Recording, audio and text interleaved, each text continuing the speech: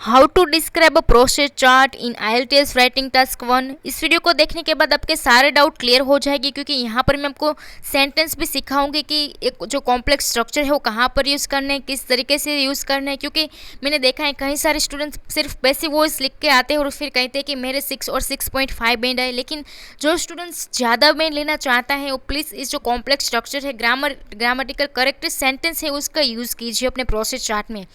यहाँ पर मैं इस वीडियो में दिखाने वाली हूँ कि किस तरह के आपको वाइल का यूज़ कहाँ पर यूज़ करना है एंड किस तरीके से यूज़ करना है। ठीक है, तो एंड तक इस वीडियो को पूरा जरूर देखेंगे। देखिए, while, in order to end when, ये तीनों जो है कॉम्प्लेक्स स्ट्रक्चर की कैटेगरी में आते हैं। और बिफोर के साथ ING वाला जो स्ट्रक्चर है वो भी बहुत अच्छा है, तो हम भी यूज़ करने वाले हैं, क्योंकि प्रोसेस चार्ट में ज़्यादातर देखा जाता है।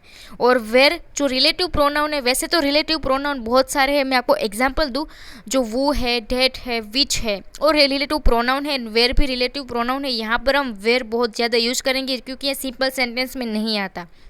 और पांचवा है पैसिव वॉइस है, वो भी हम यूज़ करने वाले हैं। ठीक है, अगर आप 7+ बैंड लेना चाहते हैं तो आप 100% ये जो सेंटेंसेस है उसका यूज़ करिएगा। तो चलिए, सबसे पहले हम जो क्वेश्चन है वो रीड कर लेते हैं। The diagram below shows the production of olive oil. तो चलिए फटाफट से, मैं यहाँ पर मैंने आपके लिए बनाया हुआ है प्रोसेस चार्ट, तो चलिए फटाफट से देखते हैं। आपको टेंशन लेने की कोई ज़रूरत नहीं, क्योंकि मैं आपको ईच एंड एवरी सेंटेंस मैं आपको सिखाऊंगी कि मैंने किस तरह से लिखा है। ठीक है, सबसे पहले आप यहाँ पर देख रहे हैं, यहाँ कुछ ट्री है और यहाँ पर एक ओलिव ट्री है एंड यहाँ पर पर्सन खड़ा है। वो क्या कर रहे हैं, जो ओलिव्स है वो निकाल रहा है, वो पिकिंग कर रहा है। ठीक है, उसके बाद ये जो ओलिव है उसने इकट्ठे कर लिया। उसके बाद क्या किया, रिंजिंग के लिए भेज दिया और वहाँ से कोल्ड वाटर के द्वारा उसका जो साफ सफाई हो रही है, उसके बाद यहाँ पर बेल्ट में डाला गया। और उसके बाद जो तीसरा जो स्टेज है, स्मैशिंग, उसके लिए भेजा गया। और यहाँ पर जो प्रोसेस होती है वहाँ पर जो दो सब्सटेंस निकल रहे हैं, पहला है ओलिव पेस्ट और दूसरा है ओलिव स्टोन्स। उसके बाद जो ओलिव पेस्ट है उसे बैग विथ होल्स में डाला जाता है और यहाँ पर प्रेसिंग के लिए भेजा जाता है। और उसके बाद देखिए, यहाँ पर सेपरेटिंग प्रोसेस है, वहाँ पर उसको भेजा गया। यहाँ पर भी दो सब्सटेंस निकल रहे हैं, वाटर एंड ऑयल। और जो ऑयल है वह कहाँ पर भेजा जा रहा है, storage and sale to supermarket. आपको टेंशन लेने की कोई ज़रूरत नहीं, मैं आपके लिए मैंने यहाँ पर ड्रॉ किया है। एंड चलिए मैं आपको स्टेप बाय स्टेप सिखाती हूँ। सबसे पहले स्टूडेंट्स आपको क्या लिखना है, पैराफ्रेजिंग में जो इंट्रोडक्शन है। ठीक है, देखिए ये जो मैंने हाईलाइटेड की है, आप प्लीज़ इसे नोटबुक में लिखते जाइए, क्योंकि आपको भी सेम इसी तरीके से ही लिखना है। ठीक है, गिवन इज अ प्रोसेस इलुस्ट्रेटिंग। अब देखिए, बहुत ही ज़्यादा 90% स्टूडेंट क्या लिखते हैं, द गिवन प्रोसेस इलुस्ट्रेट्स। लेकिन उससे तो काफ़ी अच्छा है कि आप ये लिखें। ठीक है, यहाँ पर आप देख सकते हैं मैं कितना अच्छा मैंने यहाँ पर लिखा है, गिवन इज अ प्रोसेस इलुस्ट्रेटिंग। तो आप ऐसा लिखिए, क्योंकि ये 7+ बैंड में आता है। Given is a process illustrating how olive oil is produced through certain steps. अब देखिए, मैं आपको यहाँ पर दिखाऊं तो सिंपल सा था क्वेश्चन, लेकिन हमने कितना अच्छा बना दिया पैराफ्रेजिंग करके।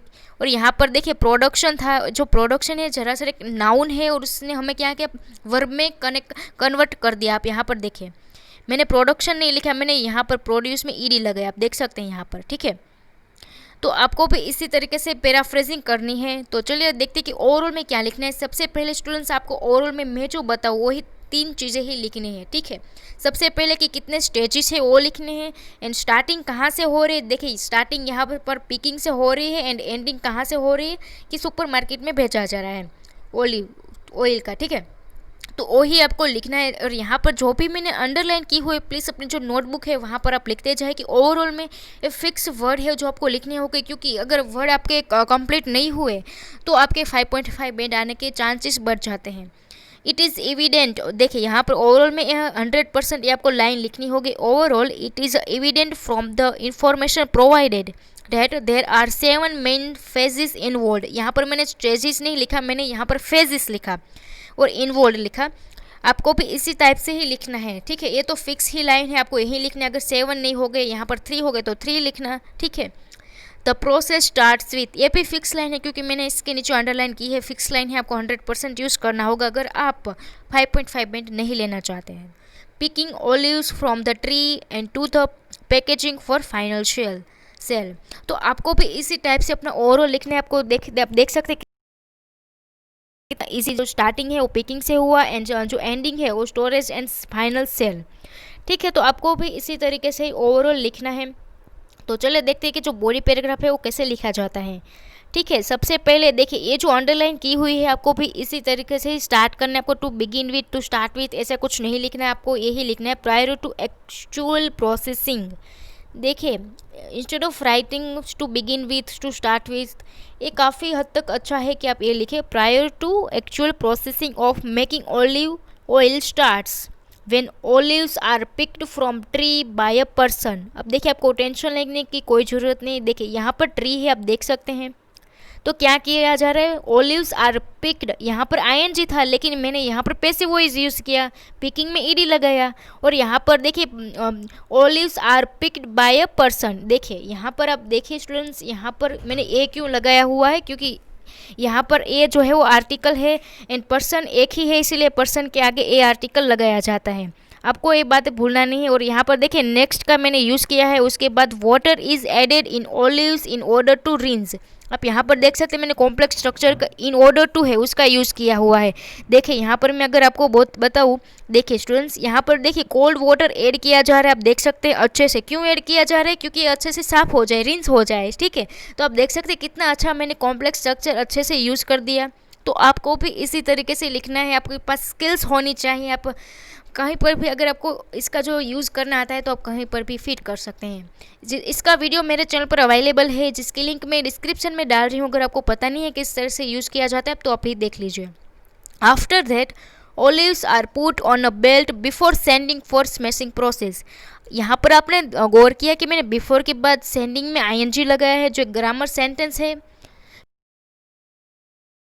से बताओ, olives are put on a belt before sending for a smashing process. अब देखिए ये इसने हमें साफ तो कर लिया, ठीक है, उसके बाद हमें क्या करना है, बेल्ट पर डालना है। तो मैंने क्या लिखा, ओलिव्स आर, देखिए after that olives are put on a belt before sending for a smashing process. तो यहाँ पर देखिए क्या किया गया, जो बेल्ट पर डाला गया बिफोर सेंडिंग, यानी कि इस जो बेल्ट में डाला गया, लेकिन उससे पहले जो स्मैशिंग प्रोसेस थी वो तो करनी ही है। ठीक है, देखिए आगे देखते हैं। When olives are smashed, it separates into two category. First one is olive paste and second one is olive stones. अब देखिए इसको स्मैशिंग के लिए भेजा गया, लेकिन यहाँ पर देखिए आप देख सकते हैं टू कैटेगरी यहाँ पर निकली है। एक तो है ओलिव पेस्ट एंड दूसरा है ओलिव स्टोन्स। अब देखिए मैंने किस टाइप से सेंटेंस लिखा है। मैंने यहाँ पर जो कॉम्प्लेक्स स्ट्रक्चर वेन है उसका मैंने यूज़ किया है, वेन ओलिव्स आर स्मैश्ड, यानी प्रोसेस हो रही थी तब क्या हुआ, it separates into two category. First one is olive paste and second one is olive stone.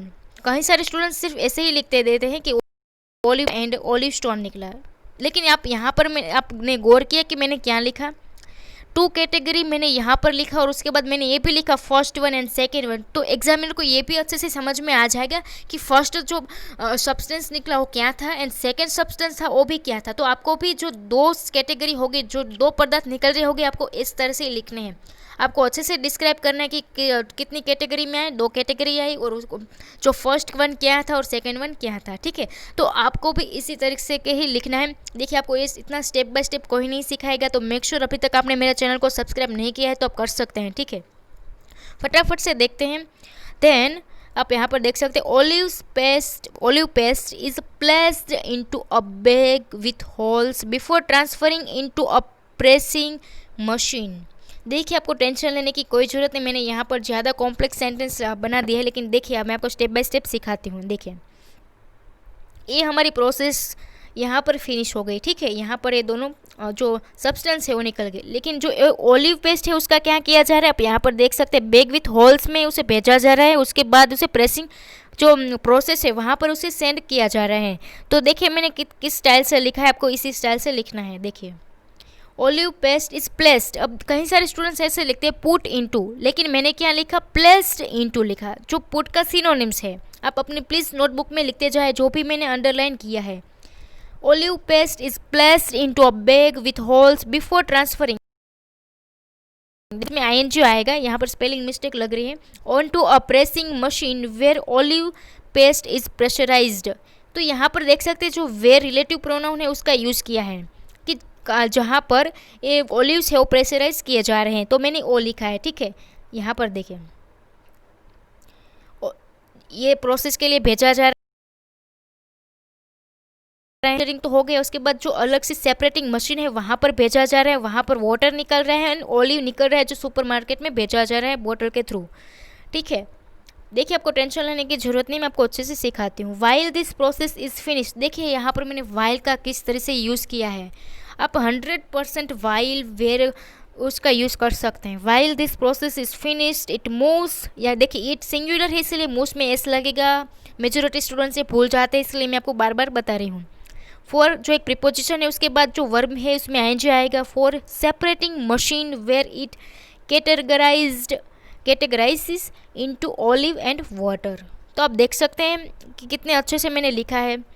देखिए कि ये प्रोसेस पूरी हुई तो क्या हुआ, ये स्टार्ट हुई एंड इसमें क्या निकला, एक तो वाटर निकला एंड ऑलिव निकला। मैंने वही बहुत ही अच्छे से कॉम्प्लेक्स सेंटेंस वाइल का यूज़ करके मैंने लिखा हुआ है।